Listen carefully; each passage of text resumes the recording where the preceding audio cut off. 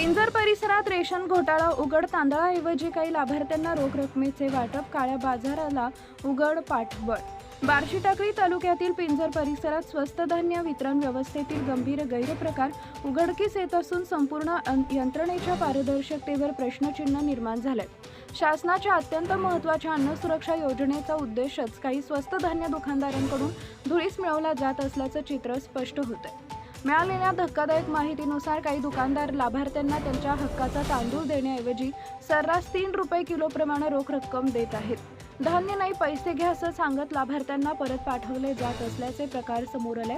अनेक गरीब व अशिक्षित लाभार्थी परिस्थितीपुढे हतबल होऊन ही रक्कम स्वीकारत असल्यानं हा गैरप्रकार अधिकच बळावत आहे। यामागे मोठा आर्थिक घोटाळा दडलेला असल्याचा संशय व्यक्त केला जातोय। लाभार्थ्यांसाठी असलेला तांदूळ मुद्दाम रोखून ठेवून तोच माल काळ्या बाजारात जास्त दराने विकला जात असल्याची शक्यता वर्तवली जाते। त्यामुळे शासनाचा अनुदानित धान्य साठा थेट काळ्या बाजारात वळवला जात असल्याचे स्पष्ट संकेत मिळतात।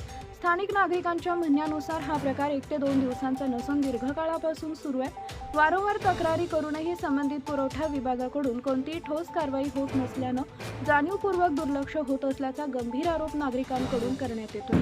काही ठिकाणी अधिकाऱ्यांच्या संगनमताशिवाय असा प्रकार शक्यच नसल्याची चर्चा देखील रंगू लागली आहे।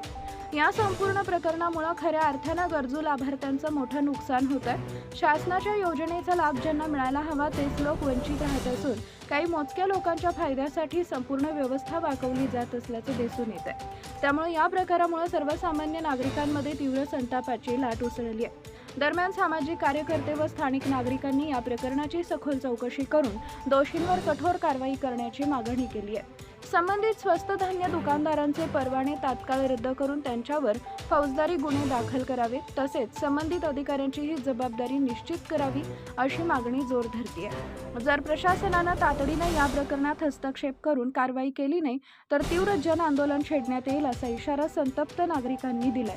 शासनाच्या अन्न सुरक्षा योजनेला लागलेला हा काळा डाग पुसण्यासाठी आता ठोस आणि कठोर पावलं उचलणं अत्यावश्यक ठरतंय। आपल्या परिसरातील ताज्या आणि महत्त्वाच्या बातम्या पाहण्यासाठी आजच आपल्या धुमाकूळ महाराष्ट्र न्यूजला YouTube वर सबस्क्राइब करा आणि बेल आयकॉन प्रेस करा।